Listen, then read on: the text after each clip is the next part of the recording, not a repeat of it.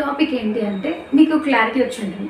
So ఎక్కువసేపు నిలబడ్డా, ఎక్కువసేపు కూర్చున్నా, ఎక్కువసేపు కాన్స్టాంట్‌గా ఉన్నా, ఆయాసం రావడం, నీరసం రావడం, కళ్ళు తిరగడం, ఆవలింతలు రావడం, ఇలాంటి థింగ్స్ అన్నీ అబ్జర్వ్ చేసి ఉంటారు. నడుము నొప్పులు రావడం, జాయింట్ పెయిన్స్ రావడం, రిస్ట్ దగ్గర పెయిన్ రావడం, హార్ట్ బీట్‌లో డిఫరెన్స్ రావడం. సో ఇవన్నీ మీరు కామన్‌గా అబ్జర్వ్ చేసి ఉంటారు. సో ఇవన్నిటికి రీజన్ ఏంటి అంటే మీకు మెగ్నీషియం డెఫిషియన్సీ ఉండే ఛాన్సెస్ ఉన్నాయి. సో ఎందుకంటే ఈ ఫీచర్స్ అన్నీ కూడా, ఈ సింప్టమ్స్ అన్నీ కూడా దాంట్లో కామన్‌గా కనిపిస్తూ ఉంటాయన్నమాట. సో ఎవరైతే మెగ్నీషియం డెఫిషియన్సీ ఉంటుందో వాళ్ళకి కనిపించే ఛాన్స్ ఉంది.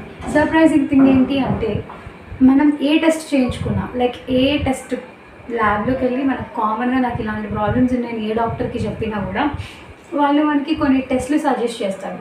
ఆ టెస్ట్‌లో ఏ వాటిలో కూడా ఈ మెగ్నీషియం డెఫిషియన్సీ అనేది బయటపడదు. సో బ్యాడ్ థింగ్ అనేది ఇక్కడే ఉందన్నమాట.